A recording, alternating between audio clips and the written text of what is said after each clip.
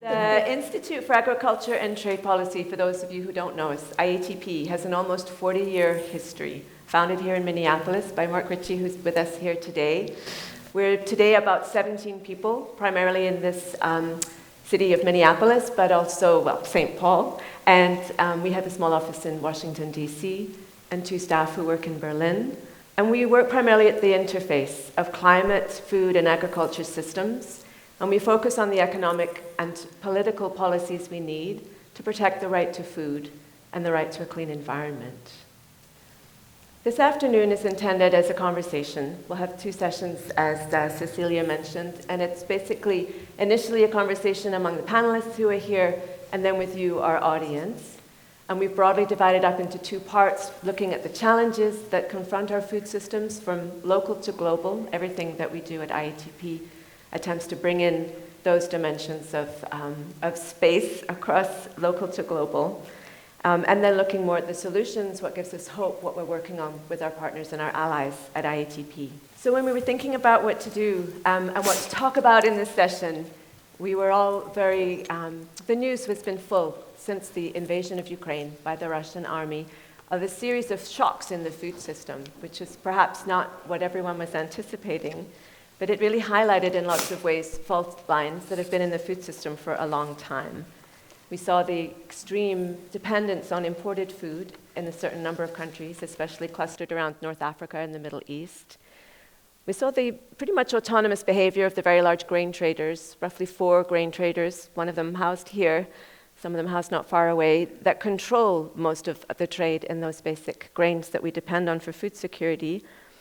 And we saw the lack of public institutions that governments had at their disposal to protect people's access to food at a time where international markets are seeing very high prices and some scarcity in the wake of shutting down 2 of the big suppliers to world food markets, which were Russia and the Ukraine. So none of this is particularly new, the fact that our food systems are vulnerable to shocks.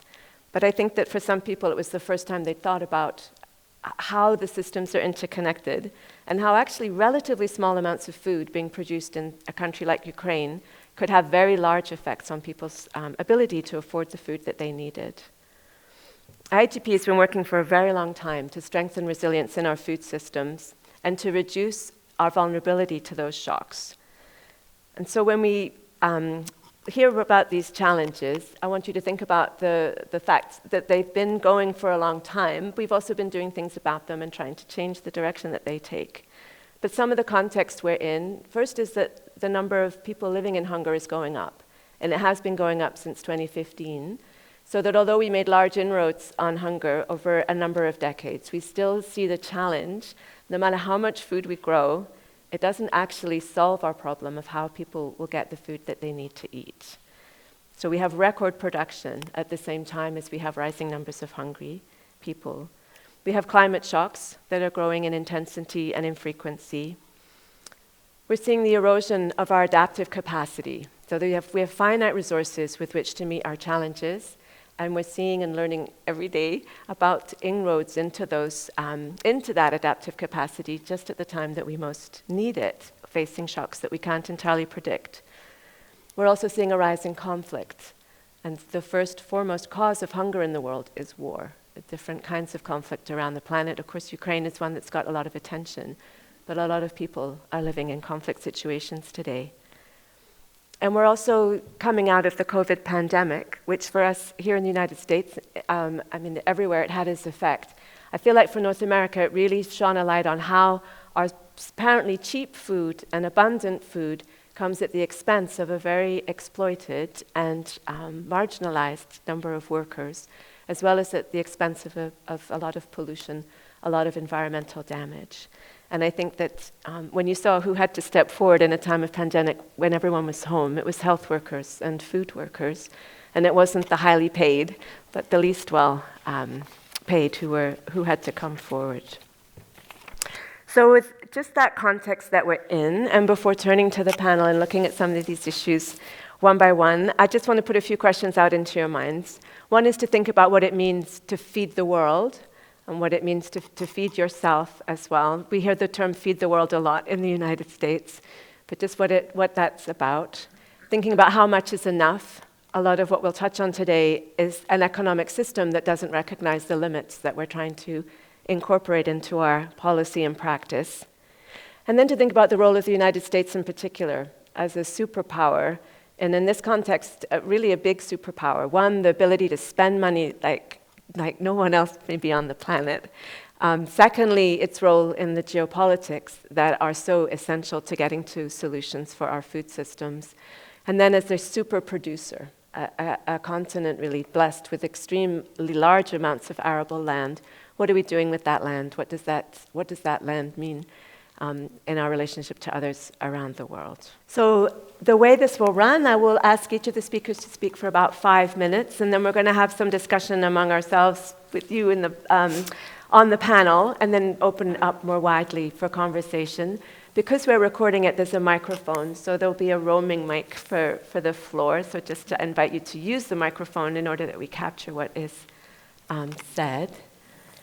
And I'll turn first to Shefali. Shefali Sharma's staff member, runs our office, director of the IATP office in Berlin, IATP Europe, and has stepped in at the last minute for Shivan Karta, who, as a board member, is now home dealing with a family who's not well. And Shefali was going to talk about climate risk and our food systems. Great, it's really nice to be here. As Sophia said, I'm coming from the EU, where our office is based, very close to home, to the war that's taking place in the Ukraine.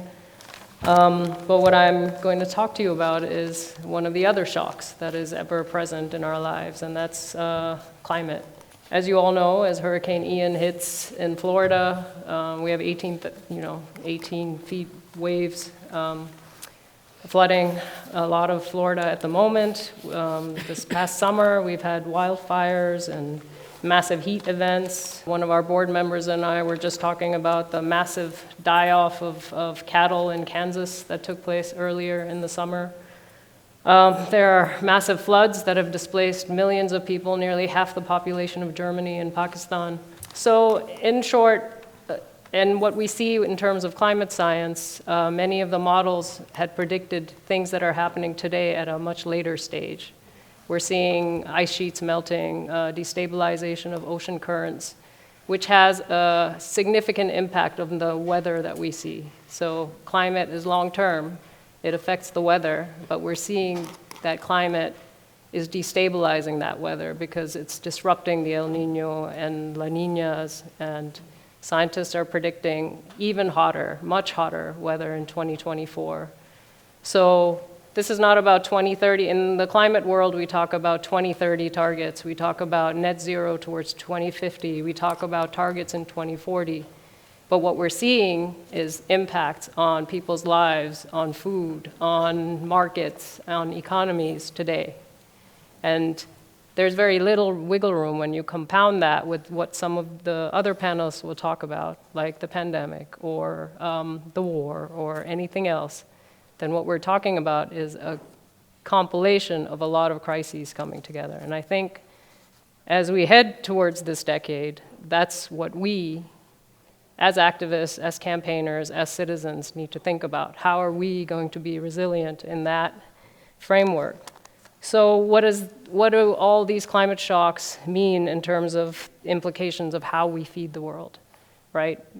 Coming here, we're staying across the Mill Museum, which, I've been told, talks about how Minnesota fed the world.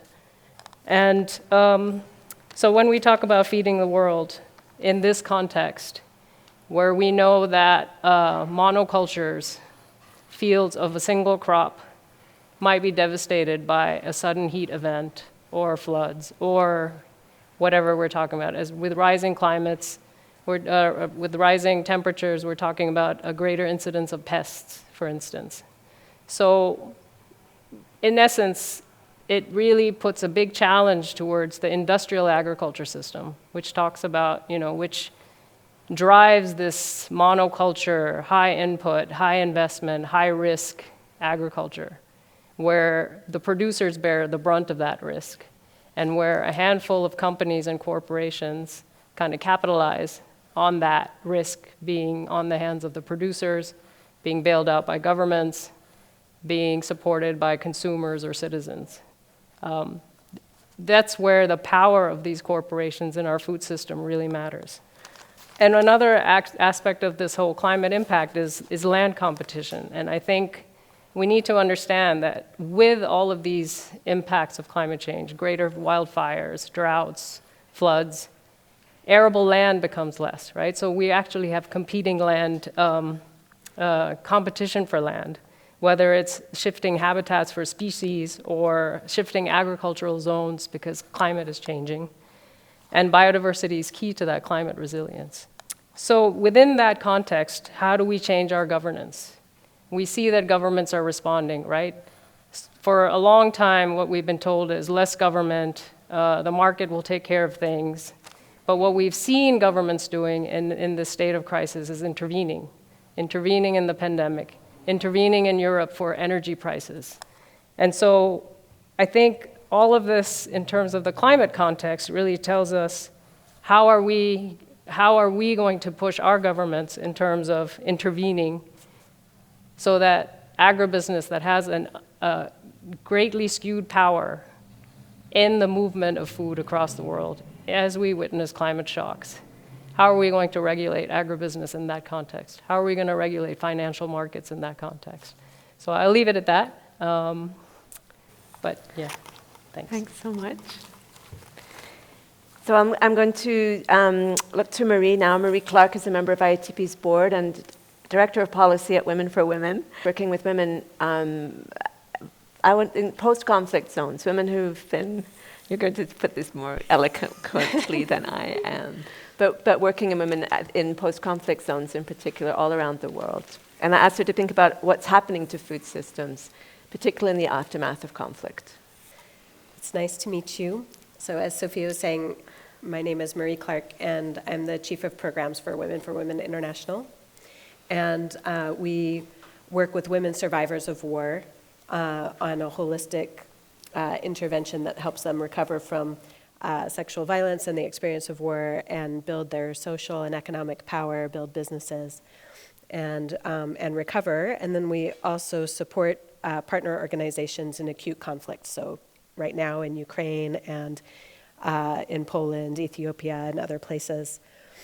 And almost the vast majority, I should say, of the women that we work with in these places of conflict are farmers. And about 60% of the women choose agriculture as their vocational track that they want to build their business around. And the others might choose another track like tailoring or another business, but they're still smallholder farmers. And so we really have a frontline view of what happens for women and food systems in these places of conflict. And, you know, you started, Sophia, talking about Ukraine, and that was really on the global stage. These huge, two big cereal producers at war with each other. And it reminded me of this African proverb that says, when two elephants fight, it's the grass that gets hurt. And we all saw the impact of what that meant for our food systems. But what I experience in my weekly conversations with heads of office in the places where we work is regularly they will say to me, yeah, in Lucinda, it's too dangerous to farm. We haven't been able to farm in this other small community where we've been working. The women are coming to the training centers, but they're not able to farm today. And that's because for so many women that live in conflict zones in northern Nigeria or eastern Congo or southern Sudan or Afghanistan, it literally is too dangerous for them to go into the fields and farm at times. We had a horrifying experience that happened just last week in eastern Congo where 10 women reported being raped by combatants while they were farming. And so we are going to be providing support to them, but you can imagine how long it would take for them to be willing to go back to those farms and continue farming after this really incredibly devastating assault. We also see markets that are often targets by combatants blowing up. I was in South Sudan and speaking to one of our participants of the program, and I asked her, what is the thing that you felt like you really took away the most from the program that you had done?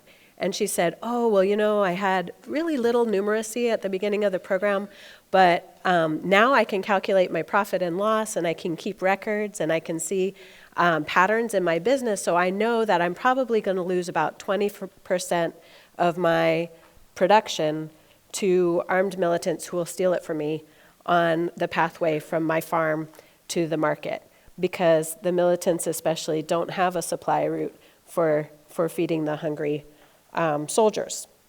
And she said it just with such ease, right? Like, this is the cost of being a farmer in a place of conflict. And I think about the women in Afghanistan who now are no longer allowed to go to the market. And so what they have shifted to do is small poultry production that they can do in their courtyards to grow mushrooms. They grow really well in the dark. So you can see how women are adapting in places of conflict, but how many obstacles there can be. And as Chef was saying, we can certainly see how the climate crisis is fueling conflict around the world. So many of the conflicts where we are working, it's about the conflict between herders and farmers for access to land, for grazing land, for their ability to do production. We're in a lot of places where there's deep extractives, and that creates more pressure on land and food resources. We see wars about oil. We see wars about water. But I think what gets less headlines, and so I'm going to throw it out with my last minute to provoke you all in our conversation, is how much war and the defense industry and the fossil fuel industry and the big agriculture industries are entwined. And they are actually fueling this crisis as well. So I was speaking to someone at the Department of Defense who was saying, we see the climate crisis as one of the biggest existential threats to the world for mass migration and for all the things that we know. But what he didn't say was that the US military, just by itself, is the biggest global consumer of oil. That to run our big military economy, it's the cost of about 82 million cars a year, according to a project they're doing out of Brown University. So those are just some things to spark the conversation about how entwined conflict and climate and food are. Thank you, Marie. I'm going to turn next, and I'm sorry, I'm dealing with allergies of all things in this time of pandemic. It's not that, but I'm having to soothe a throat that's not working. I'll turn to Dr. Peterson. Thanks, Hikaru, for coming. Dr. Peterson is an agricultural economist at the University of Minnesota and has been looking at the effect of COVID-19 on the local food supply chains here in the state. And I invited her to come and share some of the findings that they've had from that research that's been going on for several years. Thank you, Sophia. I feel like I missed the memo that we're all supposed to have scarves on. It was a last minute. So as Sophia introduced me, that I've been involved in this USDA NIFA-funded rapid response COVID project for the last 2 years, and where we surveyed different agri-food businesses along the supply chain and also had some focus groups. And here are some of my takeaways that hopefully would fodder our conversation to come.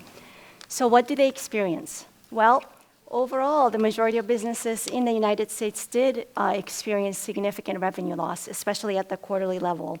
At the median decline at the quarterly level, it was up to 60% in a quarter in a particular supply segment. Impacts were really felt throughout the supply chain, so whether you're looking at the production, agriculture, processing, manufacturing, wholesaling, and retailing, they felt it throughout, but it really did vary across the supply chain segments where they were at and where they were in the country as well. And so in the aggregate, the upstream of the supply chain, the ones that are closer to the farm, were not as severely impacted. But as you went down the supply chain toward the consumers, when we were all shut in, of course, that it was really challenging throughout the year 2020. The regional differences were quite stark. And so actually here in the upper Midwest, it was really only the most downstream supply chain, the food services that were hit the most. And the rest of the supply chain segments, arguably, they had a varying experience, but overall had a very minimal impact. However, like in California, all segments were just battered throughout the entire year of 2020. So how did businesses respond to this shock?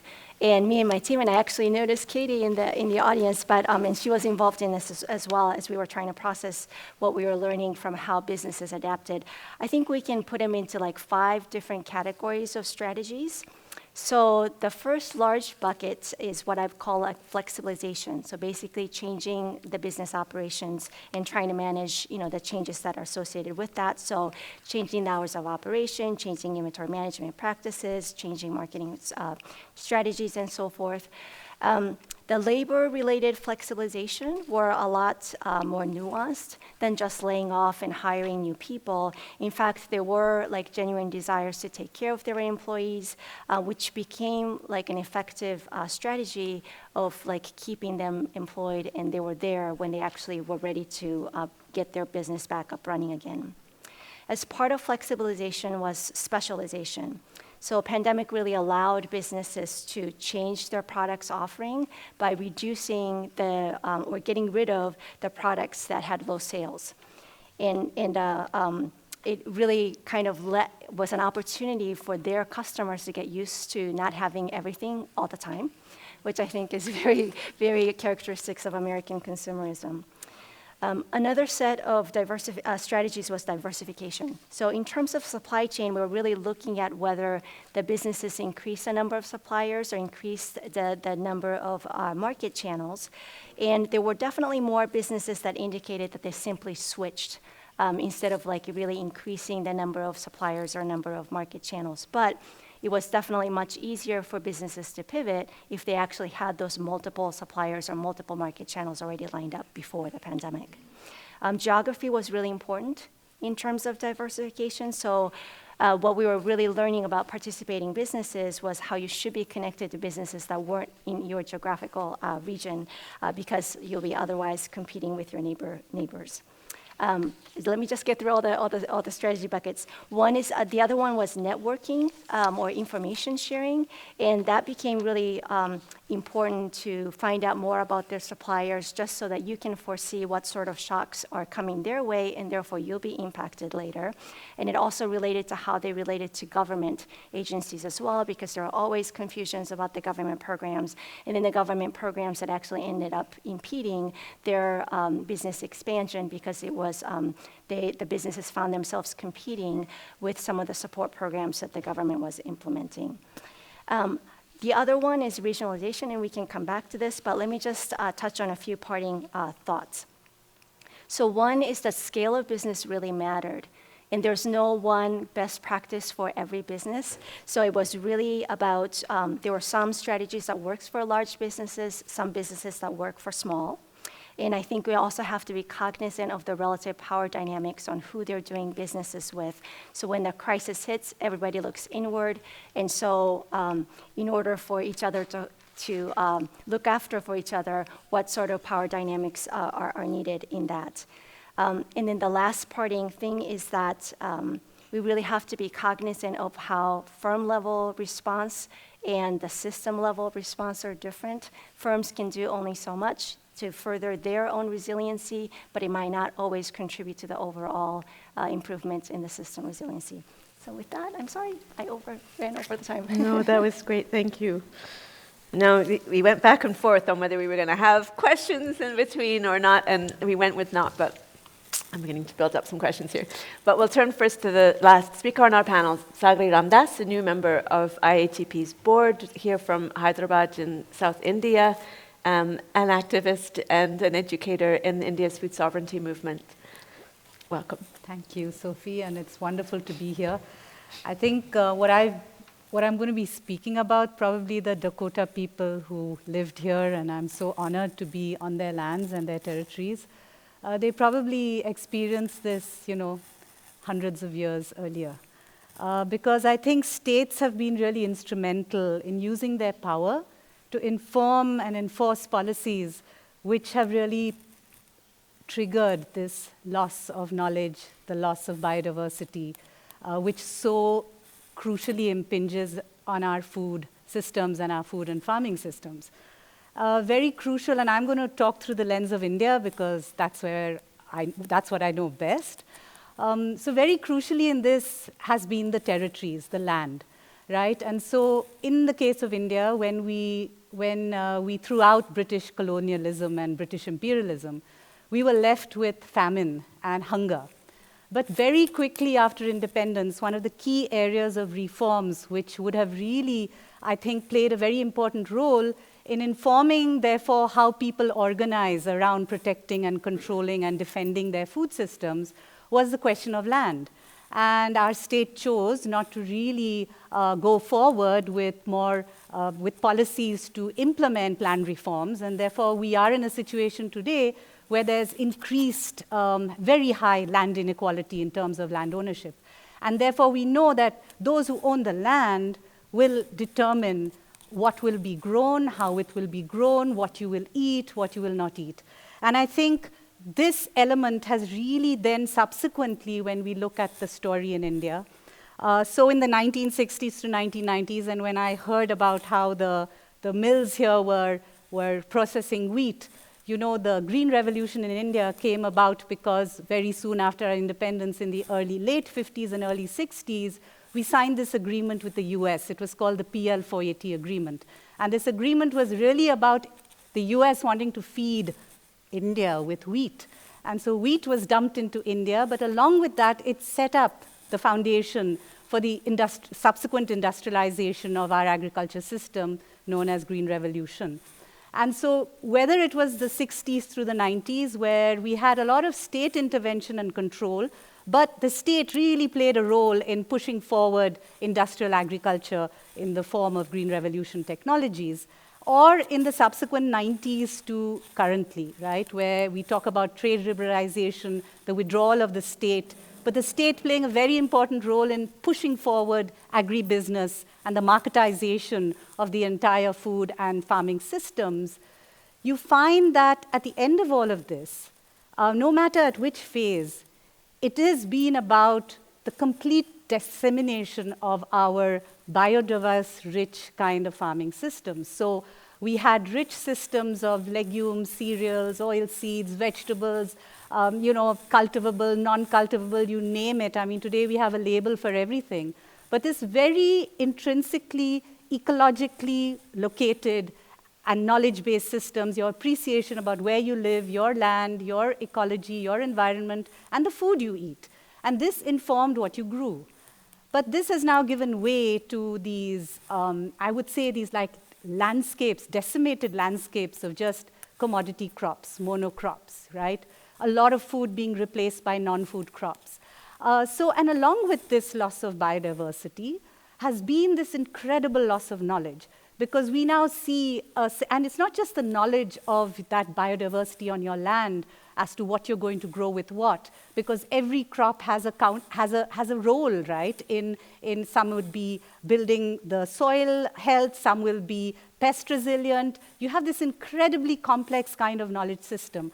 But it's also about linking it to your knowledge about your own food, your love for your own food. And therefore, today, for instance, many young children will say, no, we won't eat anything which is black in color, which is brown in color. And most of our foods are black and brown in color, and the most richest and the most vital have been black and brown in color, but we want white rice. So how does this happen is because, again, a process of recolonization, right, over the years, which when you then no longer know the love for your food, you won't have that inherent passion to go back to rediversifying your fields. The second element, which in the Indian context I would like to flag, is the question of power and privilege. In the question of India, it is caste. I guess in the US, it will be race, because caste has informed a lot of what should we culturally be privileged in terms of food that we eat. So for instance, many people around the world think that Indians are vegetarian and we don't eat beef. But you know, this is a very minority group of communities who do not eat beef in India. So beef, for instance, amongst the most oppressed castes, beef was a way, we call beef a byproduct of our livestock system in India. Because we don't grow our animals for beef, but beef is, at the end of the cycle, a way in which the sustainable cycle of animal production is sustained. However, beef today is criminalized. It's delegitimized. It is, you are made to feel ashamed. You're made to feel you're criminal for having eaten, or it's a polluted way of eating and consuming your food. However, it has completely disrupted a very sustainable way in which our animals can be reared, particularly in a context today where you have climate disasters, climate events. And I would say that finally, even today when we are talking about, and there are huge movements in India today to go back and rediversify your lands, to build up your resilience, but the way the agribusiness corporations with state are capturing the narratives. So you have communities growing millets, but those millets are not being consumed by the community themselves, but again being captured by the agribusiness supply chains. And therefore, I'd like to leave us with a question which we as a community of people in the food sovereignty movement are struggling with, is that while it is extremely important for us as communities to organize ourselves, to take back this control, right from the question of land, through what you grow on that land, through the knowledge, to the questions of justice and social justice in all of this. And at the end of the day, the really integral part of that solidarity and love, which is so, I think, it's so much a part of the struggle today, because the struggle can constantly challenge you. Women, and I'll conclude with this, in the village where I live, finally a group of women, after 30 years of growing cotton, they took a decision this year that we will go back to, they saved seeds of last year, and they went back to growing about 10 different crops on their land. And there were devastating floods this time, and devastating rains this time. Many seeds got lost. But I think what has kept that group of women going, but of course there are many questions, is we may have lost one seed, but we still have 3 others. And perhaps that's a hope for what can be done next. Yeah, I'd like to end there. Thank you. Thanks, Agadi. So we've heard a lot there, and what I'd like to do, well, I think one of the things that we're hearing is that risks to the food system don't happen in a vacuum. They happen in a context where power isn't equal, where you can't take your circumstances for granted, and that colors everything in terms of what you're able to do and how you respond. And I think that we're also hearing about how in a crisis it's even harder to coordinate, and yet you need, especially at this time, to coordinate. And one of the things ITP spends a lot of time thinking about is our relationships here in the state as a very divided country and internationally as well. How can we coordinate now at a time of great urgency when a lot of us are looking inward, a lot of us are preoccupied with the fact that things have gotten more difficult where we live? And then I think there's this whole question of culture, and I think that will build into this afternoon's second session as well, in terms of where there's hope, that there still is tremendous diversity available to us, and a lot of things that we would do to mitigate our risk and increase the potential for a conversation with others is thinking about the other things that we can, how else to even conceive of what it is to be food secure. So I can think of some open questions, but I also want to invite the panel, if any of you have some questions that you heard from things that were raised. I wanted to, maybe a first question is, if you think about that and what you're listening to, where you see some of the greatest risks right now in the shorter term, in terms of, we saw some solutions. The pandemic, I think, did highlight some things that work at the same time as it showed how many of our food systems were vulnerable. But I wonder where if you have thoughts on where you see the greatest risk right now and what you're trying to build and how we're trying to change it. I think one of the things that I'm realizing, at least with the climate shock, is how ill-equipped our economic systems are in dealing with it.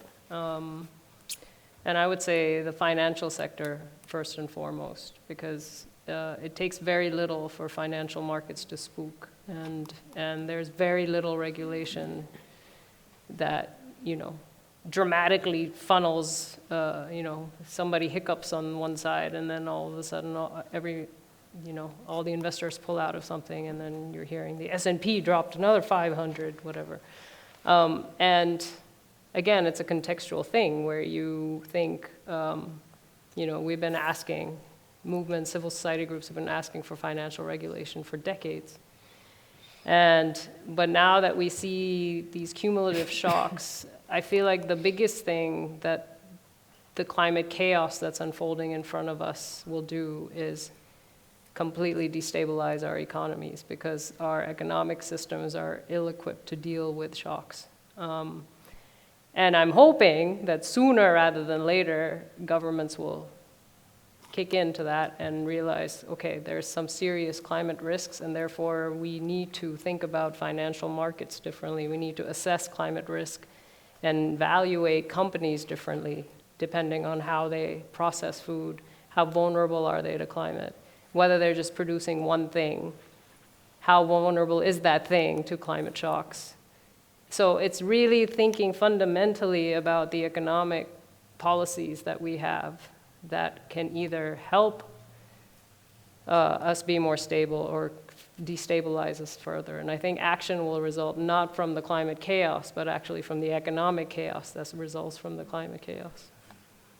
Do you have any thoughts on that in the post-conflict situation? Maybe also this question of the role of the state and the market, where I think we've heard some different ideas on the threats and opportunities in both. But yeah, I mean, I think when I hear you talk about climate destabilizing, but economies falling apart, and you layer conflict on, Afghanistan is a perfect case study, right, of the confluence of all of those things. A country with 40 years of war and 20 years of military occupation by the US, where we saw all of the food statistics for Afghan people decline radically from 2001 until this point in 2022.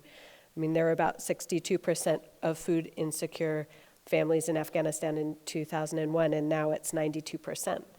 And even when the military war officially ended, right, and even though the United States pulled out and the Allied troops pulled out, Afghanistan is still at war with itself. The Taliban is still fighting a resistance. ISIS-K has emerged, and all of that is continuing to depress the ability to farm and to feed people. But it was a country that had become entirely dependent on that occupying force for all of its aid. All of its economy was centered on this influx of aid. So when that became frozen with the sanctions, what you've seen is an incomplete economic collapse. 100% of the women that we surveyed in our program, and we've reached about 125,000 women in Afghanistan, talked about having lost their financial security.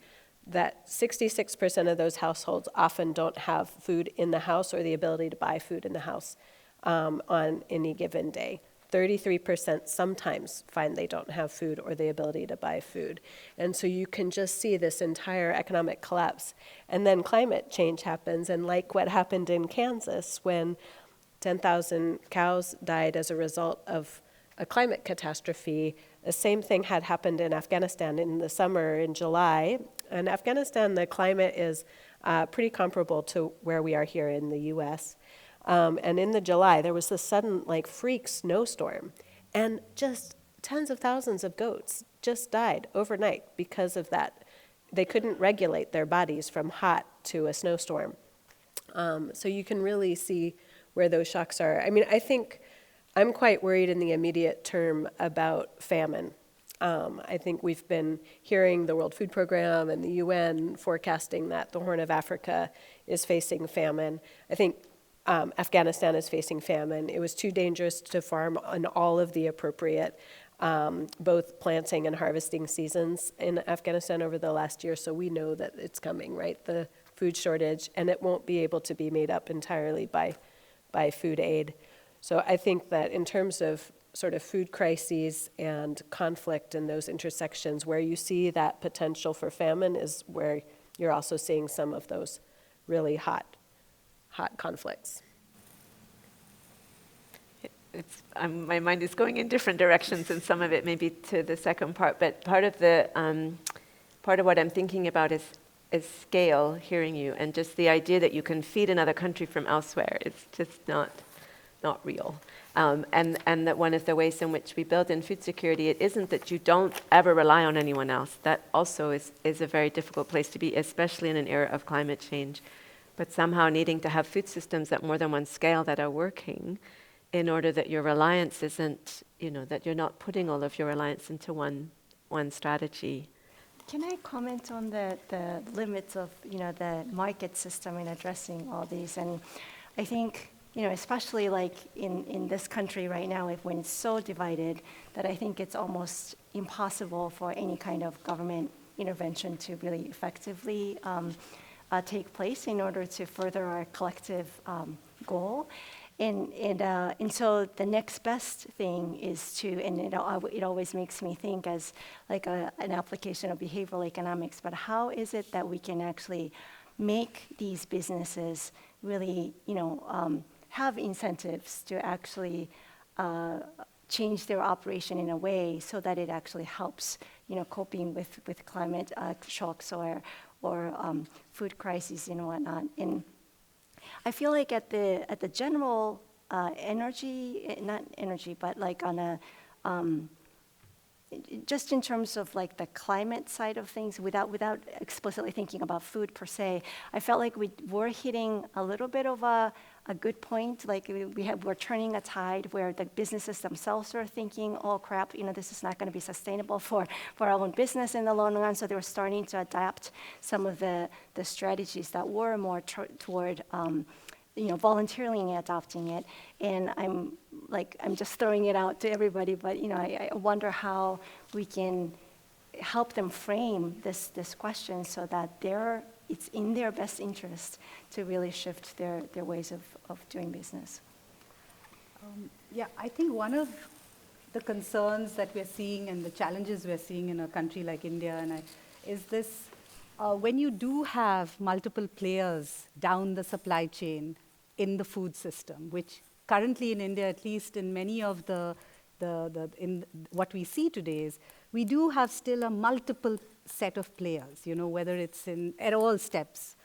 But the effort of the state is that they want all of this now to be replaced and taken over and captured by large corporations, large agribusiness corporations. The second is that in recognizing, and I think the corporations themselves and states have recognized the collapse of global supply chains. The next big, I think their eyes are on, yes, we decentralize, we relocalize, but we will be in control. So I think that is something which we are seeing very closely emerge as the solution to the problem which the corporations themselves have recognized, that of course we can't any longer think of transporting wheat all the way from Brazil and feeding Afghanistan. But if wheat is going to be grown in India, which is closest, and if Pakistan has floods, then we as the corporation would like to be in control of that entire market. And I think that is extremely, it's right up there right now.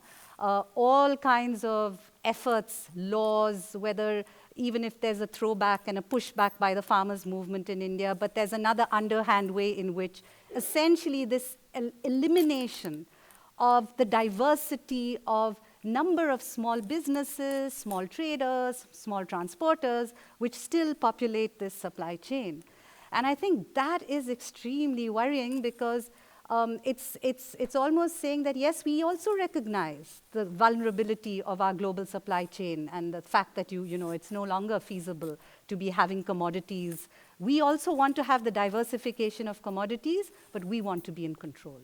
And I would say that this is really, for me, one of the deepest challenges, and it's so devious that many of us get bought into this argument.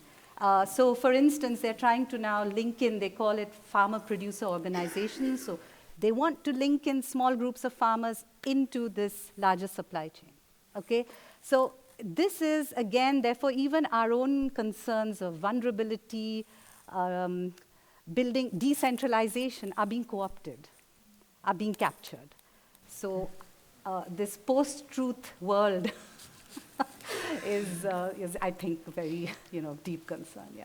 And I think you find that countries that are vulnerable because they are formerly colonized countries that need economic investment and need that foreign direct investment for their own economies, or that are in conflict, then are really susceptible to that vision, right? That John Deere will come in, or this other big corporation, or an extractives company, and will lease land for 99 years to that company for that monoculture, or will lease the extractives. I happened to be sitting in Eastern Congo when Russia invaded Ukraine, and I was talking to a Mwami, which is like a king of a community where the extractive is actually for green energy, because it's for battery power. And he was talking about how difficult things were in terms of land rights, in terms of food security in his community, and all the conflict around that extractive project, which is owned by China. And when he heard that Russia had invaded Ukraine, he says, well, they'll just want to extract more from Congo. Like, his automatic instinctual response was like, another wave of some government is going to come to my neighborhood and want something else from my community. And I think it speaks to what you're saying about sort of this deep power imbalance between these large corporate industries that are really so intersecting and in control, and the actual producer or woman smallholder or person living in the communities that have those natural resources. Maybe I can, I think one of the things that I left out in my 5 minutes, and it strikes me that you're saying, and I'd heard this from the Indian government like years ago, saying, hey, well, our land plots are too small and we need to consolidate so that we can produce more efficiently and have more of these single crops, right? And now what you're saying to me is, now they're trying to integrate that into maybe Cargill supply chain or ADM supply chain so that it can be exported.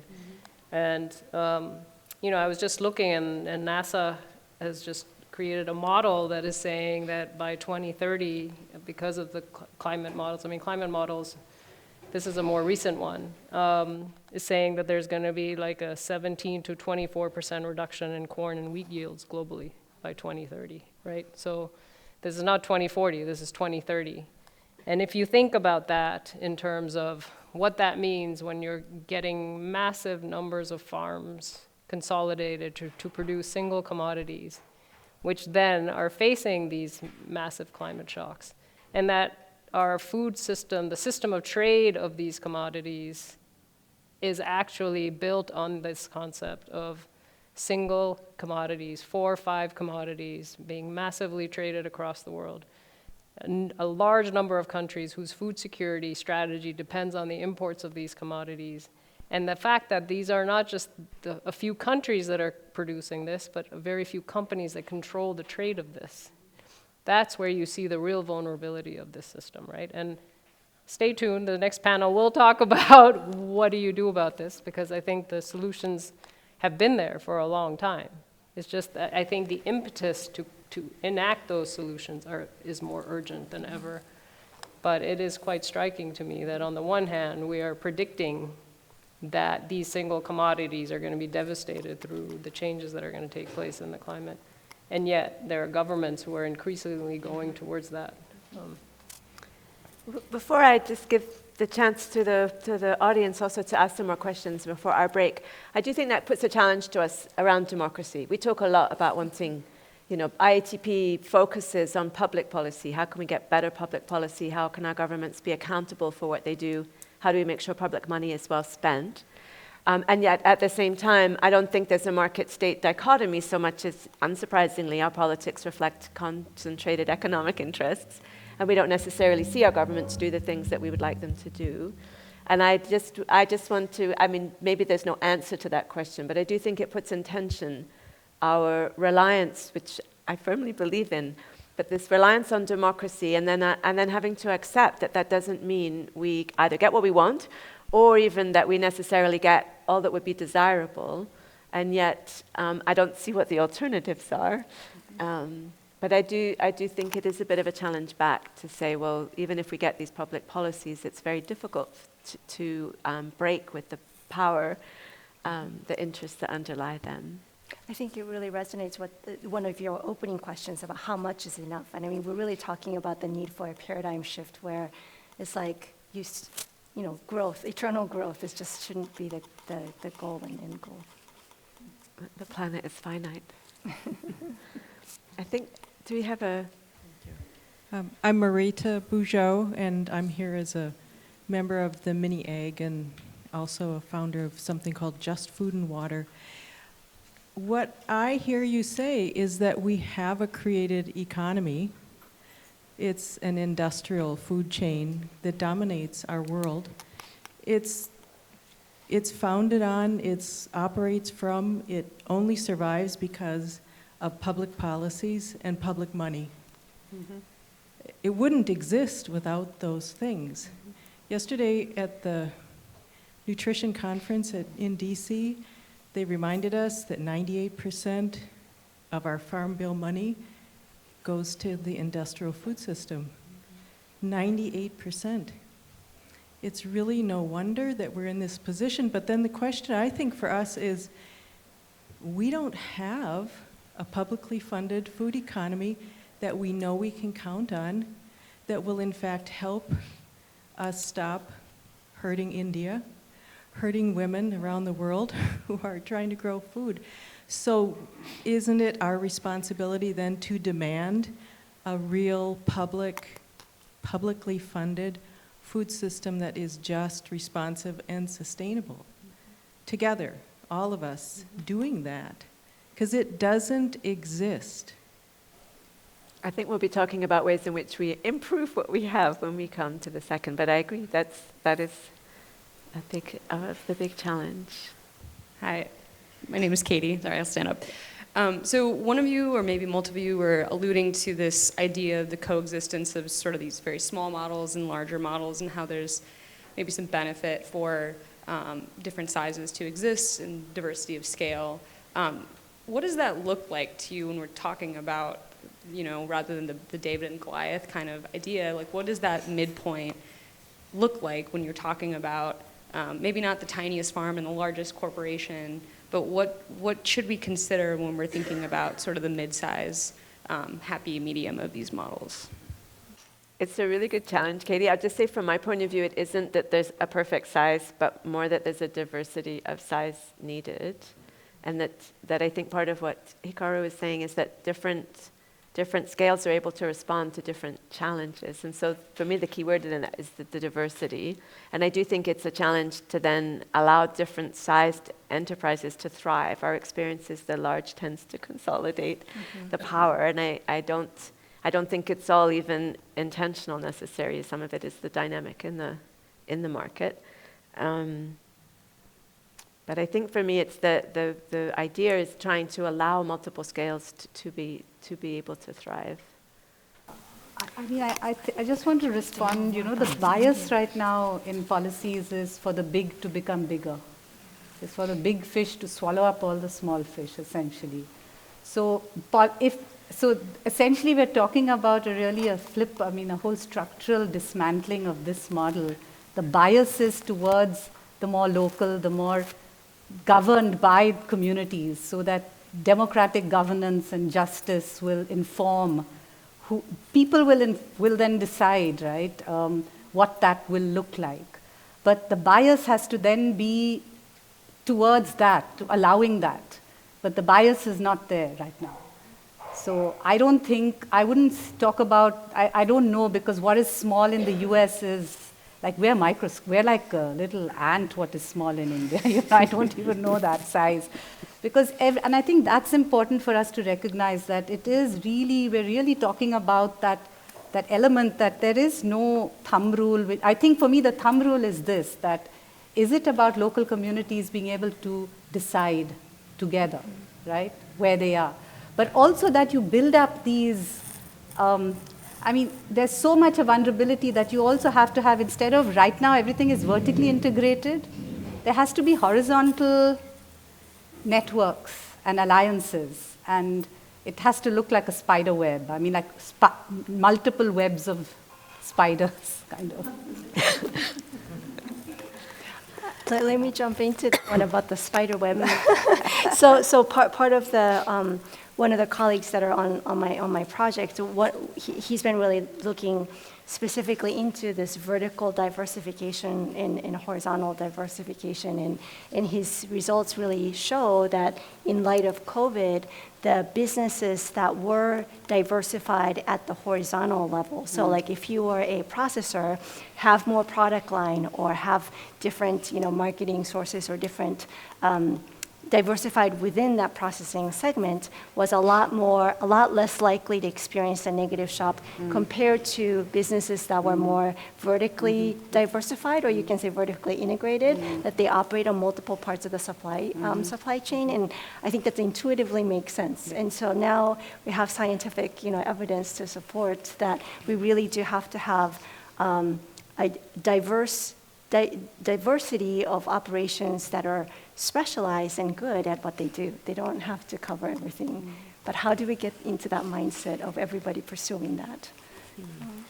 Yeah, although I know we're the crisis group, so we're not supposed to talk about hope or anything positive, but I'm going to break the rule for a moment and just say I do feel like sort of at that moment of onset of the COVID crisis, we saw that sharing and networking in action, especially in last mile communities like where Women for Women works, right? And where there was this real sense that like we have to all band together, even across conflictual places, like even in northern Nigeria, where herding and farmer communities are really alienated from one another and at war. There actually sort of was this moment of like, okay, now we've got to all share. Like now we all have to trade, and we're not all going to be able to come into a big market, so we've got to get really creative in our communities. And in a way, we saw public policy changing as well. It was always too unaffordable to provide the services that people need, and then all of a sudden we could release, millions and billions of dollars to respond. And I wonder if there's something about tapping in to those moments of crisis and ensuring that it doesn't get captured again with the way that the powerful perhaps would like to recapture that sort of shock doctrine moment instead of the corporate capture, the human capture of that moment to rethink how we relate with each other. Hello, Sue Marshall with Net Zero, and we're a food upcycling technology company focusing on food waste. I was curious if any of you have had a chance to read on the White House's nutritional plan that was released yesterday. In context of this conversation and U.S. being a superpower and a potential role model in the context of famine and crop and regenerative agriculture. I've had a chance to review it, but I'm really curious if anyone has reviewed it and what your opinion is. I only have past experience to speak about. I have not seen yesterday's plan, so I don't know to what extent it differs. I know nutrition is highly contested. It's an area where food companies obviously pay a lot of attention. And I know, speaking from Canada, which is where I came from a year ago, a lot of really great work happens and then gets cut off at the knees when you're 95% of the way there, because industry decides that they don't want to see that much information on the label, or they don't want to see that shift in diet that nutritionists all agree on, but that would be big changes. But I don't know if the U.S. answer yesterday was different or better.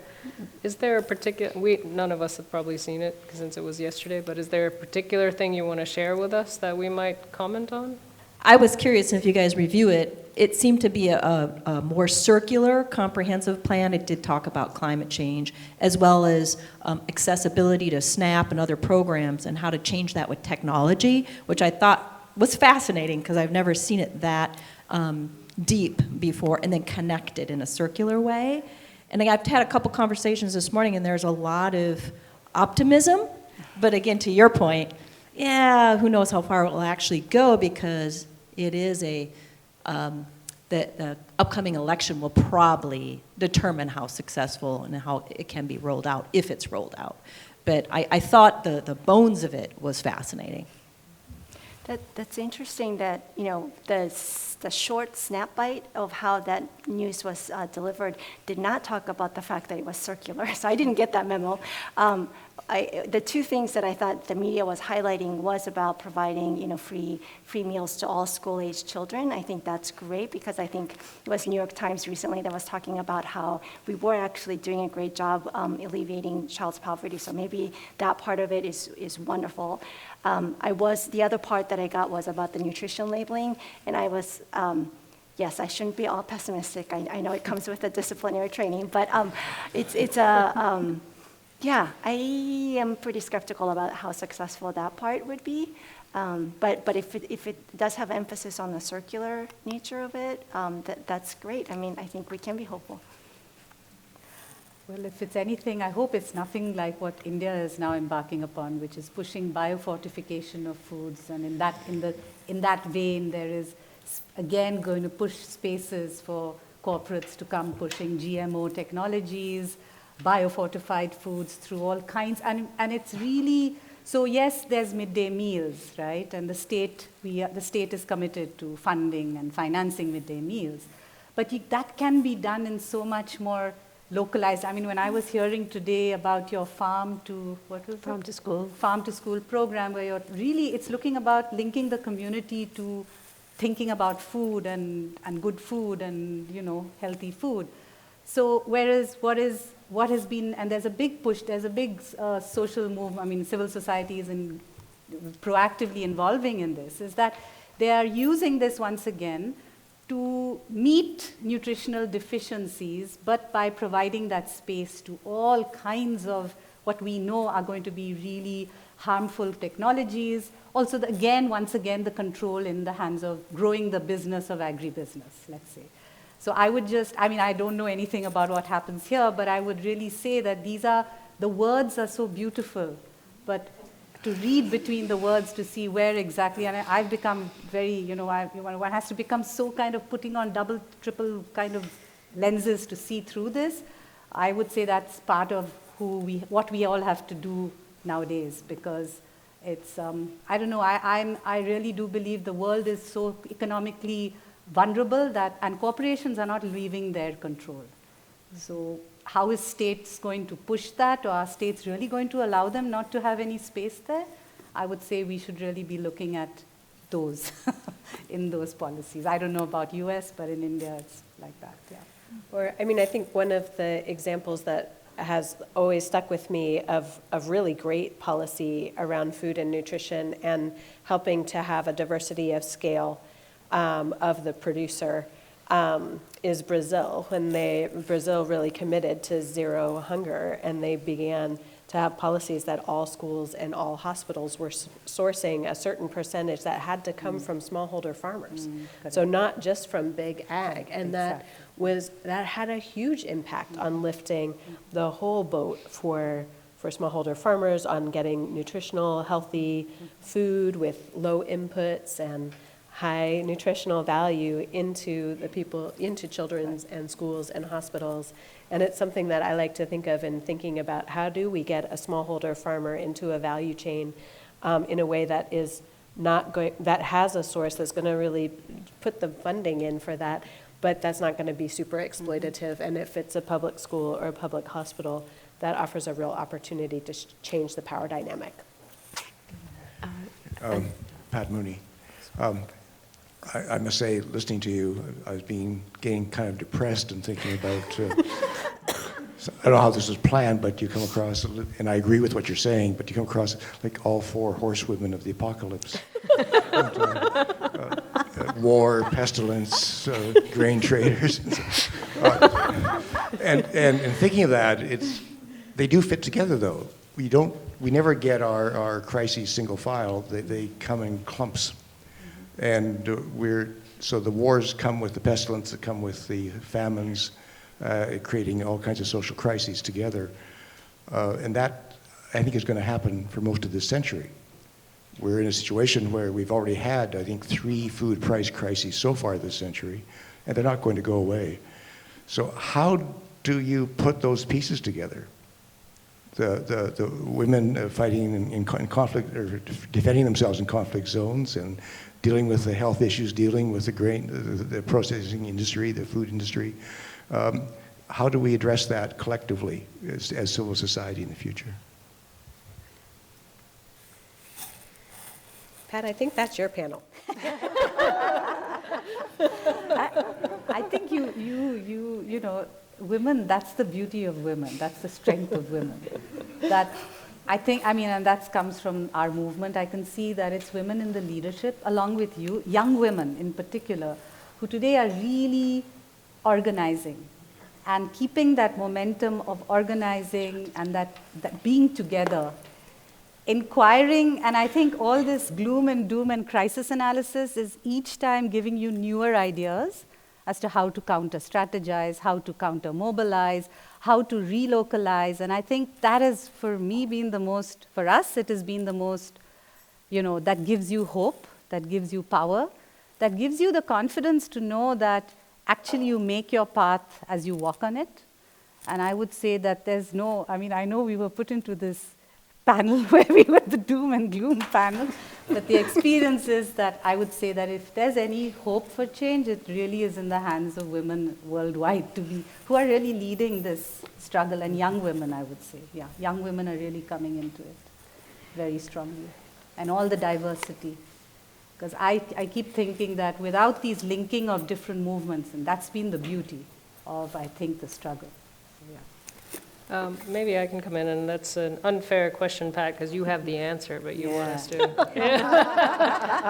Pat Mooney is a great visionary and thinker about these big questions, and I know he has an answer he's going to talk about on stage. But I think the answer is resilience and systems resilience, and there's a lot out there on what makes systems resilient, and I think each of us in our presentations has talked about that, and that's called diversity, right? How do we diversify risk? How do we diversify? How do we create biodiversity? I think the issue is, if we look at it from a resilience perspective, whether it's a resilient economies, resilient social communities, resilient food systems, it all comes down to, do we hedge our bets on one thing and one policy and one kind of social network, or do we diversify? And I think you spoke about this with small businesses and large businesses, that those who had a diverse networks or relationships were better able to shift. And it's the same thing that you see, whether it's you talked about middle or large or small. I mean, we spent a whole day talking yesterday that actually large is really vulnerable, and that actually mono is really vulnerable.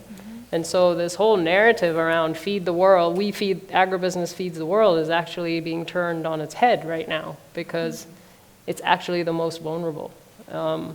So it's coming from that space, I think, where then you start to see the solutions. And so how do you build diverse networks of solidarity, social solidarity, and as well as economic, as well as solidarity on climate policies? I mean, there's a whole level of stuff. And the good news, so I'm giving a good segue to the next panel, is that a lot of that is underway. And a lot of that thinking is underway. So I'm just going to throw in one more thought, which is I think women have a big advantage, which is that culturally in many places we're responsible for both reproductive, so-called, as well as productive economies. So women are forced all the time to think about not just what the income needs of the family are, but how the family will be fed, how other members in the community they're responsible for will get what they need. And so I think that just is continually confronting you with the fact that there's more than one way to think about the distribution of resources and value, and you have a different time horizon forced upon you, but then we benefit from that, I think, as well. And so I don't think it's innate in our X chromosome, but I do think, for me, one of the big issues ahead of us is you could see with the invasion of Ukraine, how many governments had no mechanism to deal with the fact that they had to buy food, but the market did not have to sell it to them.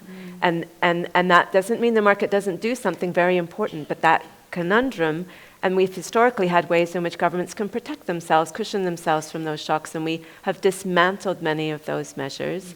And how do we rebuild them? It's not new in human history to be confronted with a food shock. Russia's been feeding Europe for millennia, but so I just think that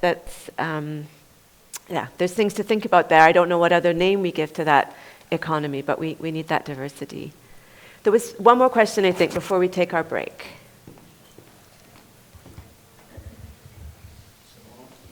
Okay.